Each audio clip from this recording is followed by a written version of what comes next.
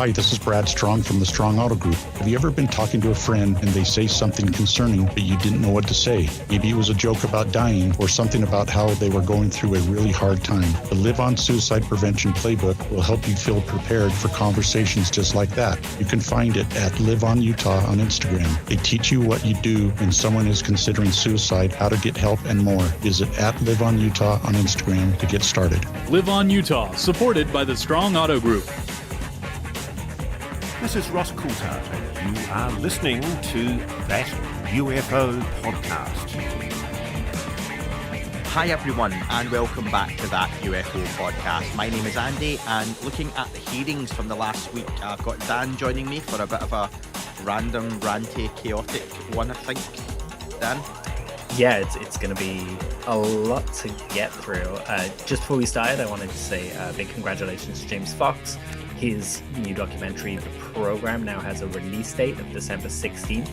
You can pick that up for $6.49 in the UK, which is a steal, I'm sure. And also, I just wanted to let everyone know that the holidays are coming, and if you guys wanted to get like a UFO podcast t-shirt or something like that, you can go to 2infinity.redbubble.com. That is 2infinity, 2 is in the letters, not the number. Thanks for letting me know you want to do that, Dan. Yeah. So, and we'll repeat that again at the end, so people remember to actually go and do it, and don't forget what we're about to record. So make a note, Dan, to repeat that at the end, please. Sure. We're going to go through the hearings first, and we'll do it in reverse order, okay? Because the newest one was fresh, and I've literally just watched it this morning. Dan, I think you watched it last night. It took me all of 30 minutes to watch the full thing, as it did everyone else. So on the 19th of November, Dan, we had a hearing, this time in the Senate, with one witness, Dr. John T. Kozlowski, who is the director of Arrow, taking over from Dr. Patrick. Arrow is the head of the UFO office, for anyone new to the subject, wondering what Arrow is. And this is the guy who was running it for them, basically, Dan. Started in 2022. It's not had the best reputation, has it? Had a couple of reports come out. It has not been well received. It's not really done much or accomplished much. And I would say either for or against the UFO topic, whatever it's trying to do, as of yet. Is that fair enough? Yeah, it's been fairly neutral, hasn't it? Like, it's kind of come in, it's been a bumpy road. Dr. Kirkpatrick, the previous director, hasn't won anyone over. And his remit has been to investigate UFOs, or as they call them now, as well as look at historical reports, and all of these reports coming in from whistleblowers and witnesses. And they've been, I would say, not so successful on that front in improving a trusting ground. So this hearing had a lot riding on it. I feel like they wanted to convince the public that, you know, they turned over a new leaf. They could be trusted now, and the whistleblowers should go speak to them. I've seen really mixed reactions. I've not been online too much since last night or yesterday at all, right? But did it come across a little bit, like you've said, almost preachy, that it wasn't there to debunk or prove anything again, but it was like a give us a chance, you know, spoiler alert, Dan, but the message for me was, witnesses, please come forward and speak to us, even if you've spoken to us before. We're not the guys who were here last time. And that's, I know we're going to get into detail, but that was the big takeaway for me. Like, please speak to us again. Yeah, it kind of, it gave off a rebranded vibe, right? Yeah. Whether it's going to be Coke Zero or New Coke. Now, when, you know, they changed the recipe, it's the same thing, and everyone hated it, and so on and so forth. Or Crystal Pepsi, because that was more Crystal Pepsi. Yeah, nice. I like it. Definitely. There was an era of trying to convince people to be a bit more transparent about things now. And there were some statements in this that we'll get into. The arrangements compared to a year round table that Dr. Kozlowski did when the Arrow report was released a few days back, where reporters actually followed up on the questions or statements about the anomalous stuff. So we'll compare and contrast as we go.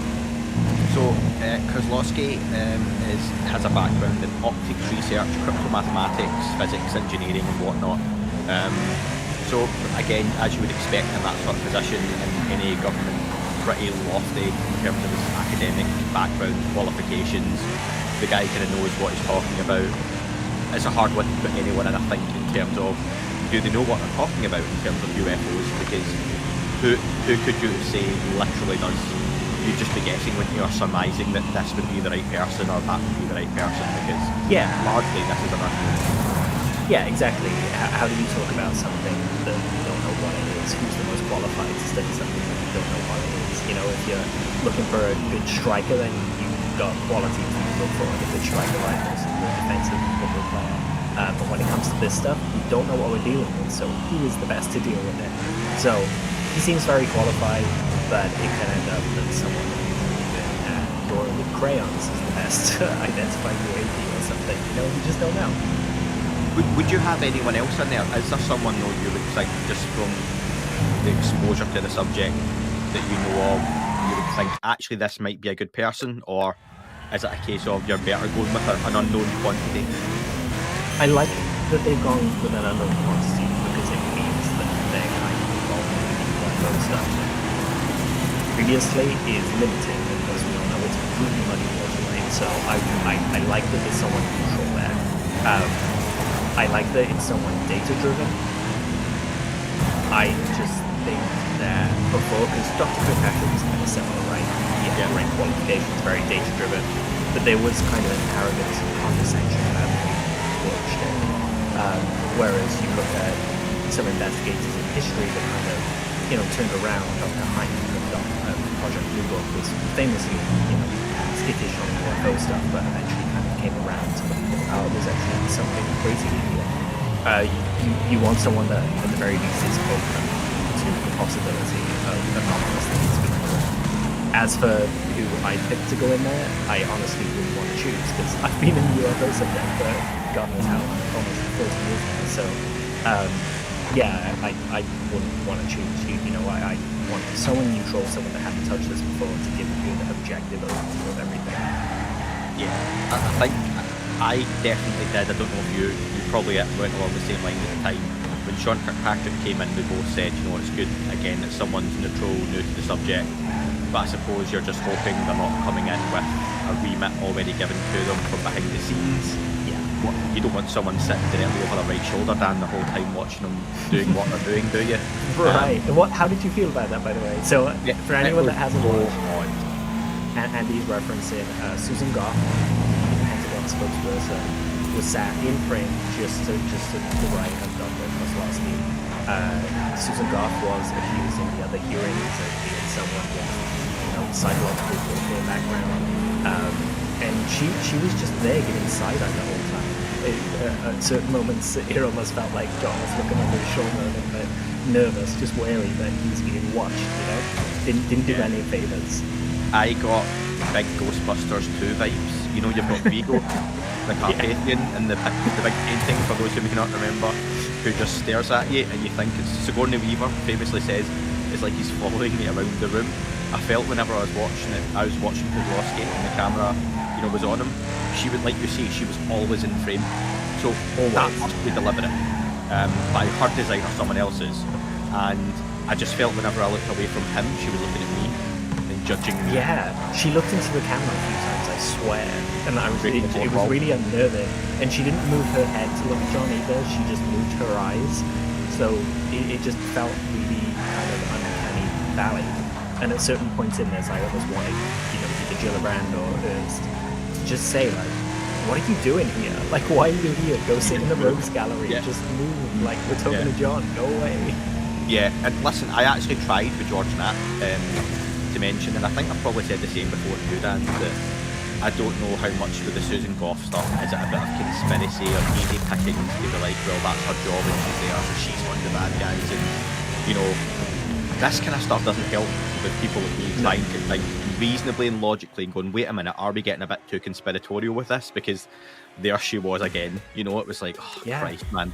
Yeah, absolutely. Almost just hovering in the background like a spook. It was just really imposing, and I think it's fair for people to be asking, is she kind of a puppet master here? Like, what's going on? Like, I understand she controls messages from Hexagon, an arrow, but at the same time, I don't know why she was there. I just don't. Bad enough if she was there in general, or gets rumoured was just weird. So you mentioned that it was chaired by Senator Kirsten Gillibrand, who many folks know from the UAP topic. It's been a bit of a roller coaster for her publicly. I think they've been involved in. I bet she's got very little idea at all as to how she's thought about the UFO community. And everyone has this opinion of her, and it's kind of been really positive, then really negative, and then a bit indifferent, and then mixed. And the other senator was Joni Ernst, who was beside her. It was a pretty quiet affair, wasn't it? The room was pretty empty. Most of the chairs were empty. I think I noticed Nick Gold at the back of the room. Yeah, Nick Gold was there. I messaged him. I was like, I see you. You're on TV. And he said, I can't message you back. Susan Goff's giving me into trouble for texting. Yeah, right. But yeah, so, and if anyone else is there, well done for getting into it. It was a pretty quiet affair. So in this hearing, Kirsten Gillibrand wanted to probe why UAP, and I'm paraphrasing loads here, folks. I'm taking notes on my phone. I like why?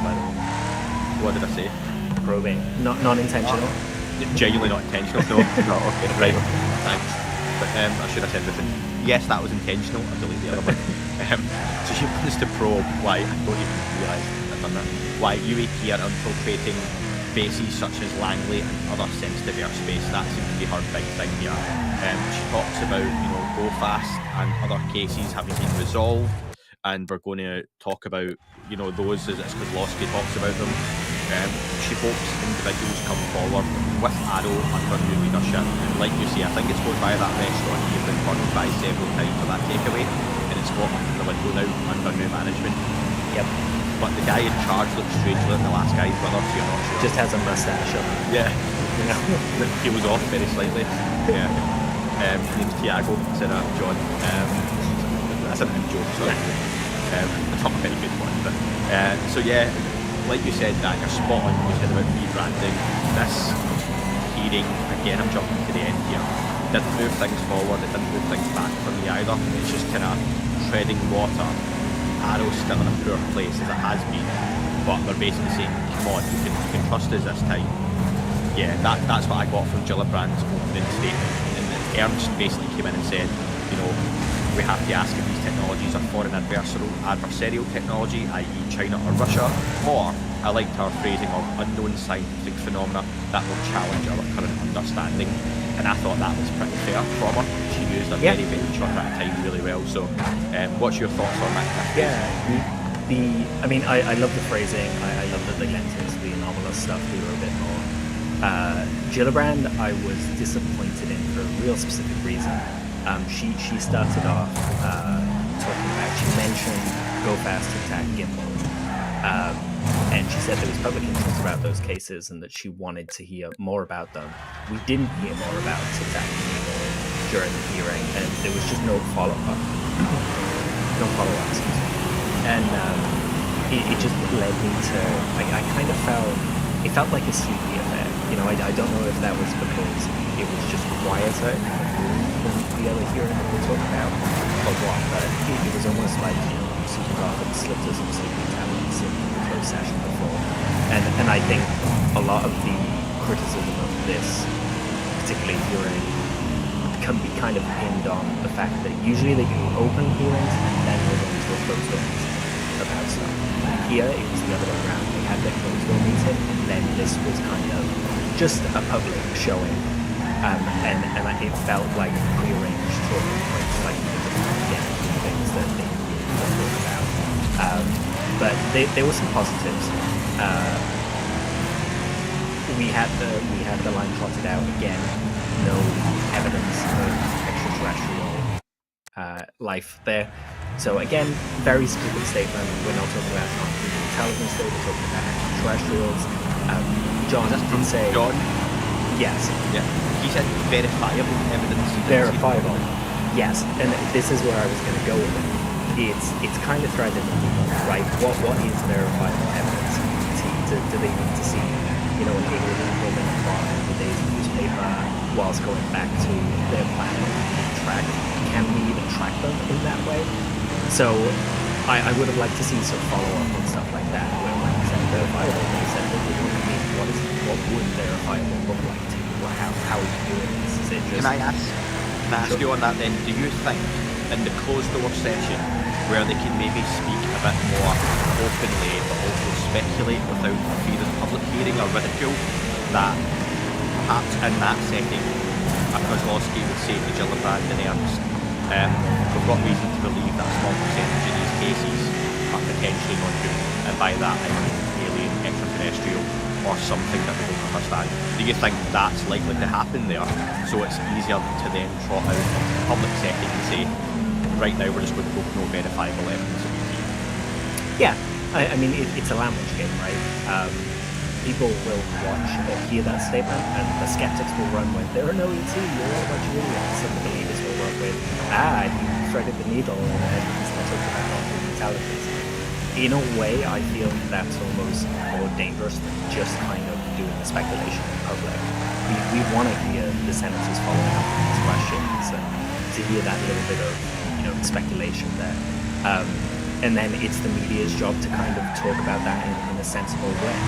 To not say, if he says we have reason to believe, like as you said, then that's not confirmation. It's not denial. It kind of leaves us in the same place. But there's none of this just stupid language around it that you can just sit there second guessing and going, they're not trustworthy. Yeah. Did you feel the senators, almost too often speaking, were far less aggressive with their questioning or following up than the Congress folk were? And I wonder again, is that down to, like you say though, quite rightly, that they've had the closed session first, so what I would imagine would be the good stuff, and I don't mean they're talking about where these things come from, etc. Just there's probably a little bit more openness in there, and then this is a session they kind of have to have, whereas Congress are having that big open session, trying to get something pieced together on a skip, potentially we'll get to all that, and not getting anywhere. So, like you say, that maybe speaks to the fact that you say, Dan, it was more laid back, a little bit by the numbers, almost skipping over, like they've had like an hour-long session to do, and do you know what, we can do this in half an hour, like let's just hit the key points. Yeah, it definitely feels like, it was 4:30 p.m. their time, so it definitely had an era of, come on, I've got to pick up the kids from school. And then just kind of got through the answers, and, you made a joke about it over the when it finished, I got you it's like, is that it? Like, that's just all we got? Okay, sure, no worries then. I think I saw you comment that either in Discord or on Twitter, I can't remember what it was, but the very few times I was online last night, or this morning, I'm sure I've seen you made some kind of, what, is that it? Yeah. And I was like, must have been a quick one. Yeah. See, on Kozlowski's statement you mentioned as well, Dan, he said by his nature he's kind of drawn to tough scientific problems. I like that. I'm probably going to be more positive with this than some people think, but only because I don't think there's a whole lot to it. It's just trying to be, okay, let's look at the good point. Like you, I'm very much on the, if it's a rebranding, you have to give it some semblance of a chance, because they're only asking really for one thing from this. So yeah, like we said, doesn't need to be a UFO guy, just someone who's open to whatever this might be. I don't feel Kirkpatrick was ever open to that ET hypothesis. And I at least feel, and again, when I saw the negative comments and then watched the hearing, Ernst and Gillibrand and Kozlowski at least seem open to, we don't know what some of this stuff is, and it could be something like Ernst said about that kind of scientific phenomena we don't understand. Yeah, absolutely. Do you mind if I read it? It's kind of a little bit, but it was from the media roundtable after the Arrow report was released a few days back, and the journalist just kept following up when Kozlowski was talking about the anomalous stuff, and I felt it was richer than what was kind of said in the hearing. But these are direct quotes from him. He said, it's definitely not all just drugs. So we have several particularly interesting cases we were in the office, working with our partners to now grade several of those cases so we can talk about them publicly.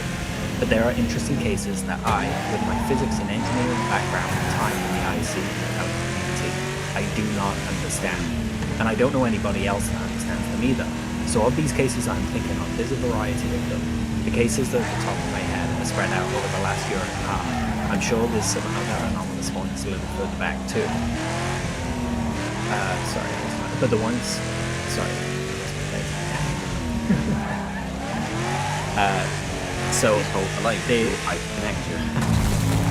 there is some video footage for a few of the cases, not all of the cases. So it's not just eyewitnesses, but in each of the cases I'm particularly interested in, multiple cases, and there's additional data to go with them.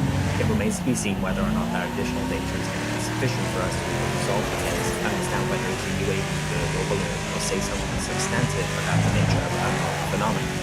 The cases I'm thinking of, there was no commonality across the different cases.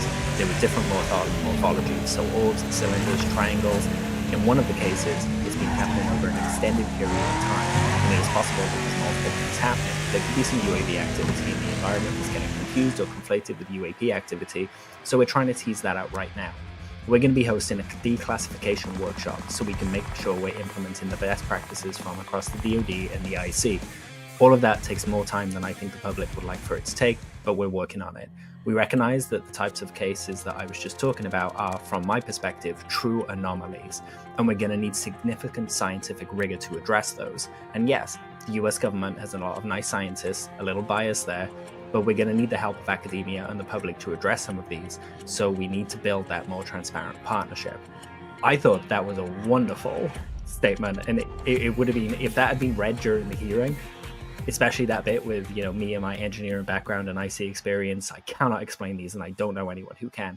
He just seems much more open there, talking about the anomalous cases and willing to share them with the public, to engage the public on this anomalous stuff, because, you know, after all, there's the Automated Anomaly Resolution Office. That's what their job is. They're meant to be looking at the anomalous stuff. So I was really heartened by that statement, and as much as, you know, I was down on the hearing last night, that statement is almost a 180-degree turn from where Kirkpatrick was when he was in charge of Arrow.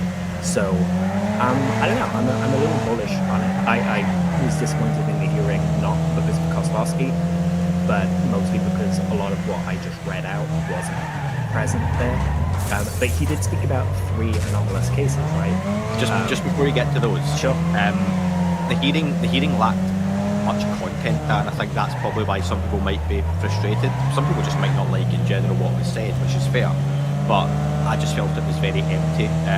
He did say within the hearing, to your statement you've read there, Arrow does not believe every object is a bird or balloon and is making attempts to resolve cases. And I was like, yeah, again, fair comment. Like they're saying the opposite of the old debunker one, that we're not saying everything is a bird or a balloon. There is some really interesting stuff. Just before he got to the cases, he mentioned the trend charts then. And I thought it was interesting. He mentioned they've got data, and he showed some slides from 96 to 2024, and he says that sensor placement has caused a bias in reporting, which they're hoping to resolve by 2025, maybe next June. He said most reporting happens between 15 and 25,000 feet, as that's where most of these sensors are, whether that's an aircraft in the air or some kind of balloon they have or spy system they've got up and running, whatever it might be, unmanned aerial vehicle. They will have unmanned drones that are sensor systems in the sky. And he says that's where most of these things are. So straight away there's a bias that a lot of the data they are getting is from a very specific region. So if you want to look at Arrow potentially looking at USOs under the water, then they're not getting much data from that because it's not being reported. They've not got the sensor system access. What they do have access to is a very specific range. Again, you can go above that, look at things in low Earth orbit or atmosphere or in space. They're not getting the access to this stuff that they need, or they just don't have the sensor data required. So I thought that was, again, a fair thing and something for people to be mindful of, that that is a bit of transparency from his point of view, I feel. I'll always put the asterisks unless he is lying, but you know, I'm taking him his word in face value there. And so. I'm just going to throw in there, I saw a few people saying, well, he didn't take an oath, he could have lied. You don't have to take an oath in Congress. Like, it's the same whether you lie in front of Congress or not. So the oath is really performative. Mike Gold in the other hearing did the Vulcan salute during his oath, which I'm sure some people would be like, it doesn't count then, does it? And I said the same thing. I was like, you can be so precious and protective about your own country, and this goes for anyone, no matter where you live, but swearing on a Bible, doing an oath, promising you won't lie, under perjury or whatever,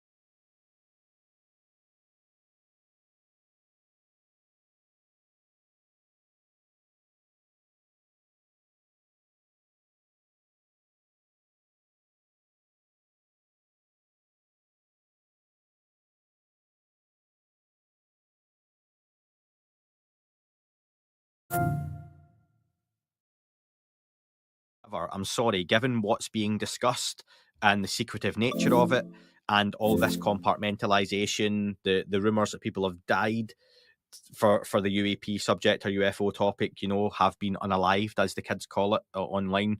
I think there's someone going under oath doesn't really make a difference to me, because I don't think they're being any more or less honest just because they're quote unquote under oath. So yeah, Yeah. like you say, doesn't make a difference to me. Yeah, it's same. I do It's have my more note about. here about Goff, by the way. I've put Goff on camera as extremely off-putting and ominous. I think that's a good It summary. was about that point I was like, she's looking at me. Yeah, well, I didn't notice her at first, and then as it went on, I was like, Sorry, "There's Dan, 2 three seconds. I was going presents to on the pause the screen." recording. I've just got a text message from Susan Goff. Stop that shit. Okay, sorry. Carry on. Yeah, she was really off-putting. So should we talk about the cases that were shared? There were 6 that were shared. There were 3 resolved cases, and 3 anomalous cases. The resolved cases is the well-known Aguadilla, Mhm. Puerto Rico case, where John said that they're fairly sure that what they're actually seeing is a mix of kind of parallax, making something close to the camera look like it's going faster than it is, and that when it splits in the water and disappears, that actually the object is matching the temperature of the water behind it. Um, then we have Go Fast, which they go with the parallax thing. They say that there's a paper on their website and people can check their math, which I like that comment, because all of their work should be transparent. People should be able to, just like, it's fundamental science that you do peer review. People should be able to check your work in, agree with you, disagree with you. I would like to see more of that from them, especially with this Aguadilla one as well, because I know there'll be a lot of objections about that one out there, especially with the idea that it matches the temperature of the water behind it, when that didn't happen until that particular moment, even though the object's been over water for a few kind of, I don't know, like 10-20 seconds in the video by that point. Am I wrong, though? Did he not say that they don't think the object was ever over the water and always remained over the airport? Was that not his comment, though, within the video? So the Might have been, appearance yeah. of the And object being over the water is wrong. That's what I took from something he said. yeah, sure. And yeah, either way, he's saying that it matches the Yeah. background temperature basically of the water, and that's why it appears to disappear. And there were multiple objects, and we've just seen, because of our vantage point, one up until that point, and it could be a few balloons kind of strung together and stuff like that. I think that one will be the hardest for people to swallow. Like I said, the Go Fast one, cool. Put up a peer review on the website, let people have at it. The academia stuff, working with academia to kind of solve these things, I liked. And then there was a video that we haven't seen before from Mount Etna, where a UAP appears to kind of go through the plume of the volcano, which again is kind of said to be a parallax issue and also the temperature issue, that actually this UAP wasn't near the volcano at all. And it just appeared to kind of pass through the plume of the volcano. I haven't seen that video before, so it was nice to see something new, whether it was resolved or not. I was like, fair. There's a little transparency there, and it's all relative to what Dr. Kirkpatrick gave us. So, How do you feel about them saying these videos are close to being resolved / we think they are resolved, as opposed to actually having resolved them? in science, you don't deal with absolutes. You deal with percentages. So there's a kind of system called a sigma system, and you'll get like 4 sigma, 5 sigma, and so on and so forth, and they're all levels of certainty. Once you reach about 6, they're pretty damn certain that that's what they're dealing with, but they'll never say we absolutely know that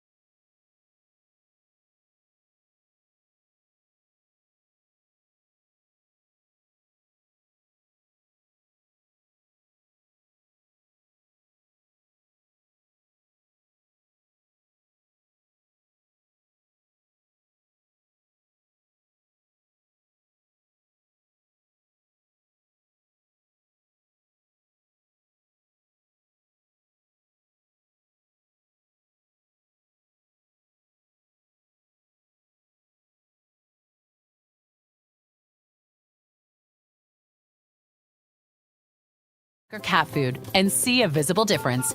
Visit iams.com/difference to learn more. We live in the wrong kind of world to be described by string theory. No physicist has ever won a big prize for string theory. I can tell you with absolute certainty that it is not the real world that we live in. So we need to start over. In a groundbreaking revelation, Leonard Susskind, one of the founding fathers of string theory and professor of theoretical physics at Stanford University, makes a stunning admission. String theory has failed, and many physicists don't know what to do. They're scared. They might not get a job. The theory that once promised to unify physics has instead generated 10 to the 500 different possible solutions, or vacuum states. Some theorists maintain that each mathematical solution corresponds to a physical reality, a legion of multiverses. However, the extensive efforts to tame this so-called landscape through, for instance, KKLT vacuum stabilization mechanisms suggest an implicit acknowledgement that the multitude of universes is senseless. I'm Kurt Jaimungal, and on this channel, I explore unification in physics and philosophy using my background in mathematical physics from the University of Toronto. Today, it's a special treat since we have the legendary Leonard Susskind in rare, candid form, revealing his unconfined thoughts for the first time. We should certainly be on the lookout for ideas which are not the consensus. We should be watching for them and not immediately